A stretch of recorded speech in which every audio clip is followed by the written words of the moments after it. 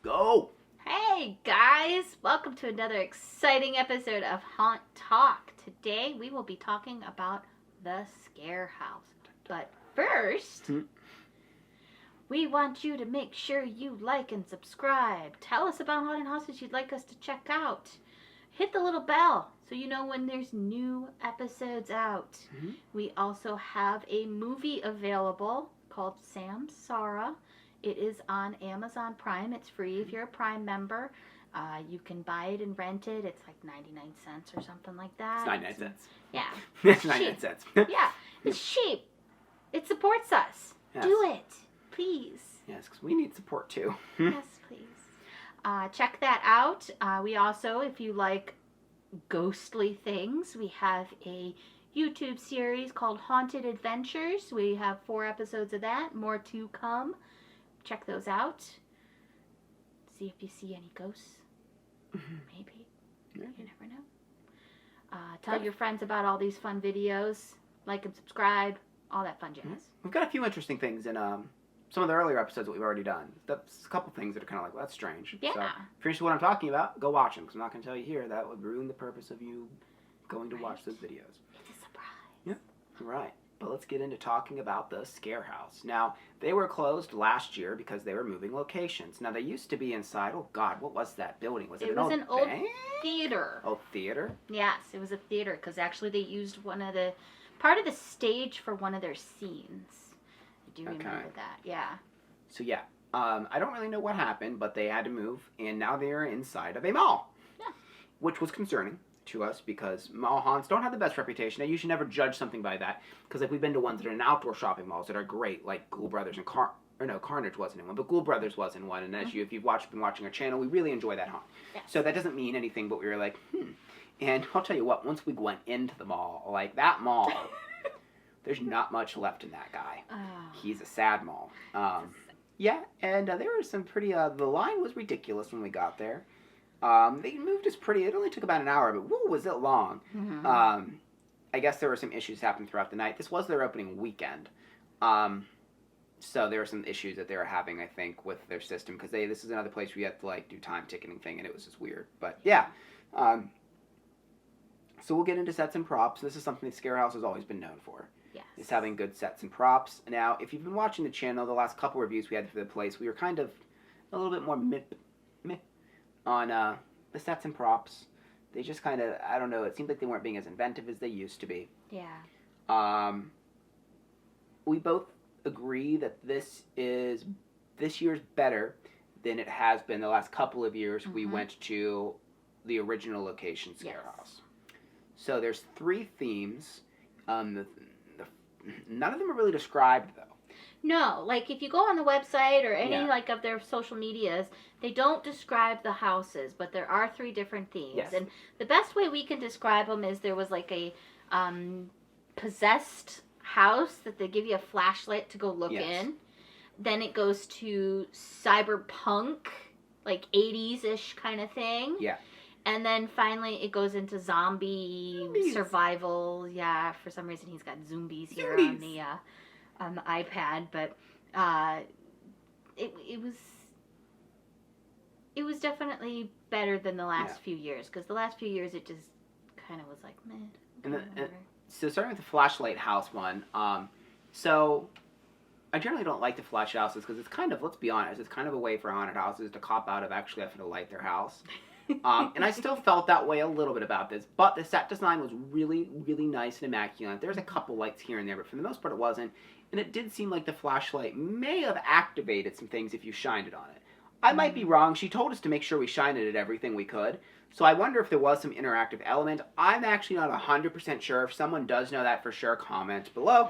Let me know. I'm not sure, but it did seem like a couple things I would shine on the wall, and then the thingy would happen. Like something would move, or like a thing would kind of come out. Yeah. And they had like a laser swamp in there, I do believe, right? They had a laser swamp there. There was a laser swamp. There was a claustrophobia thing, but it was only from your waist down. That was where the swampy womp was. Yeah, which was actually kind of good because, right now you can't really do the claustrophobia tunnels, the full ones. It was kind of tripping me a little bit, though. It wasn't inflated all the way. So I was tripping sketchy, on it walking through there. Tripping.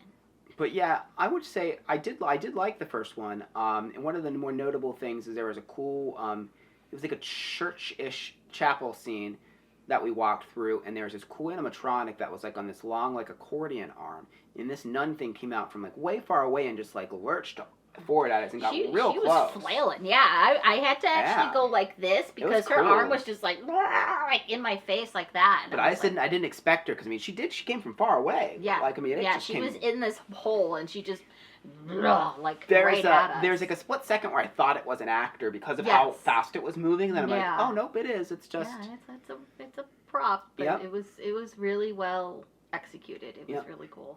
I will say I did like that, but it was my least favorite of the three personally. The flashlight house. It was least favorite of the three themes, I think. It was like my second favorite, I think. So the next one we went to was the Cyberpunk House, which is the best way we can describe it. It was really trippy, lots of lasers, very neon drenched, and really awesome like driving soundtrack to go through, very like 80s, like Halloween or the movie Drive, that kind of like really cool soundtrack going on. And there's just some really weird things, like there was this hallway of red lasers, and they had like these moving tinfoil walls. Yeah, that was really weird because really strange. Yeah, I've seen those like hallways with the lasers, and normally it's like the walls are lasers and the roof, everything is laser, and you walk through it. So much of this haunt was lasers. Yeah, but they took these walls and they just kept doing this, and it was very disorientating because you're like, oh my god, am I gonna get hit by this wall? And then you didn't want to touch them because they looked like they were fragile because they looked like they were made out of tinfoil, and you're just like, I don't know what to do. It was cool. And another thing that was really cool about the house is there's this section where you went in and it was like a plexiglass. We walked through like these like pyramids. It was like this hallway, and there was things in them, but you could barely see them because it was dark, and it was like made your eyes play trick on you. There's like pictures of faces, and there was a couple actual actors in there too. And there were animatronics in there too. It was like cool and creepy and kind of confusing because you're just like, what is going on? Because they kind of made you look for it, and you're like looking, and then you're like, oh, okay, because there's something there, or there was an actor that was pretending to be a prop, and it was really well executed in the way that it was like very disorientating because they were like kind of leaning towards you and stuff like that. And I just thought that one was a lot of fun. It was my favorite of the bunch because it was just very like, it's my favorite too. Yeah, like cyberpunky and just futuristic and just cool feeling. It just kind of made you want to dance while you're in there. And then the last one was the Zombies one. Now, generally, I don't like zombie haunts, but I thought this one was done really well. It was like walking through like a raccoon city kind of thing. There was a car crash through a building, like through, I think it was like a gas station or convenience store or something, and you actually walked through that building. There's a couple like little building scenes you walked through, and I thought that was cool that you're kind of like weaving in and out of this city, which is what I thought was really cool about it, and what made me like it more than I like most zombies. I just really liked the theming of it. I thought that was really cool.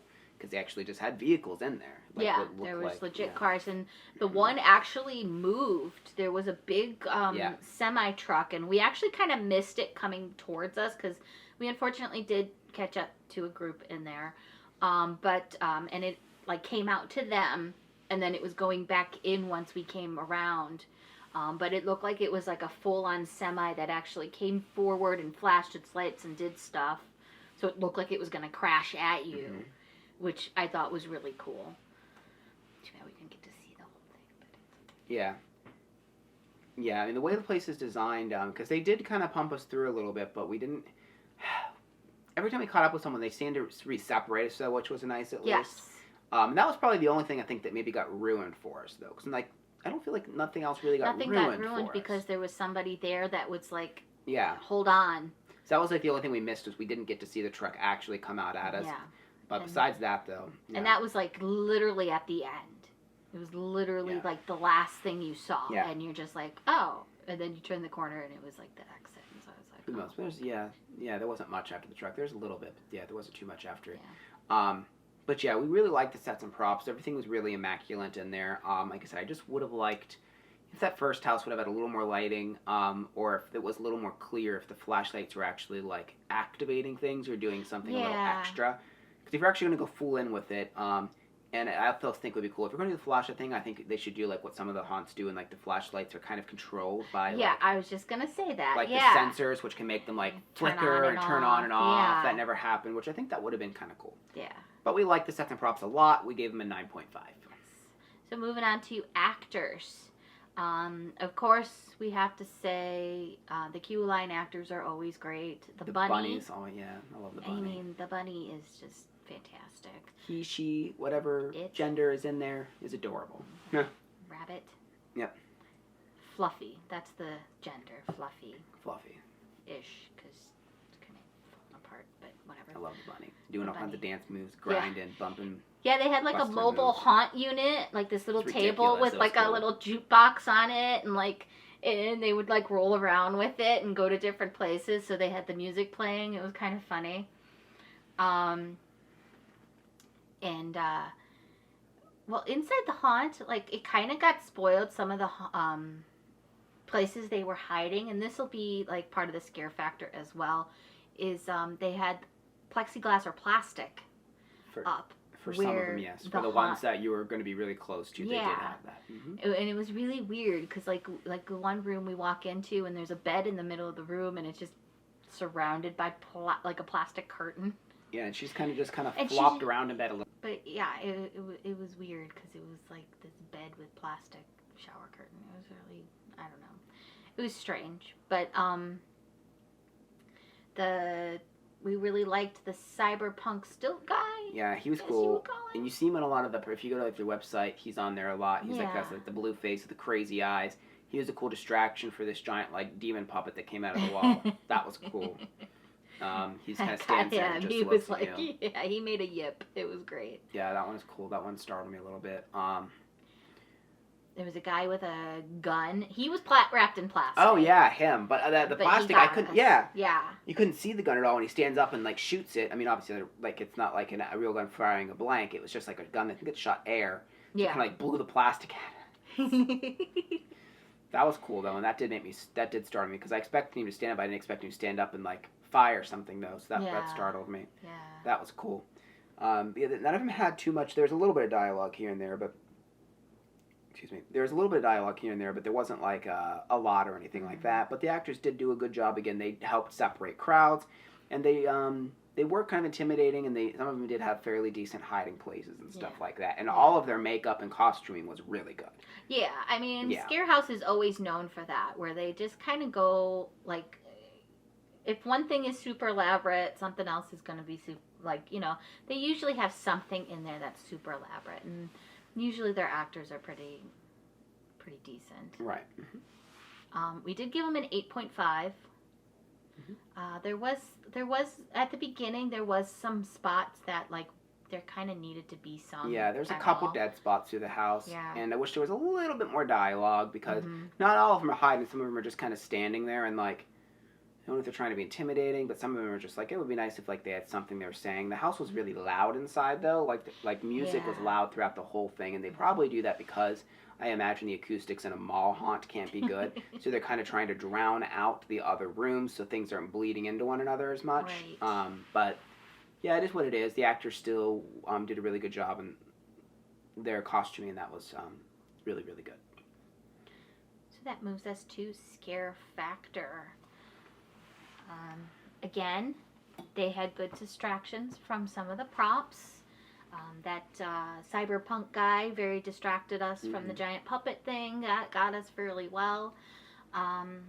They had some actors that actually looked like props, which was kind of disorientating because That always freaks me out when you're like, which You're one's not the sure. mannequin, which one's the human, one of them is. There's a good amount of that. There's a lot of people that had things like the gun, which I mentioned. There's someone that had like a shovel, like people would go and they like bang like things against trash cans and stuff to like, you know, that loud noise and really get a good jump scare out of you. It is on the milder side though. Like there's only a few times they jumped. Scarehouse has really never been too much about being super scary. I will say this has been one of the more intense years as far as like jump scares go though. Yes, for sure. Yeah, also pretty light on the gore. There really wasn't too much until you get to the zombie area. The zombie, there's a little bit of gore, but it was still more focused on like the destroyed city streets. You know, there really wasn't like much there either. So that was the thing too.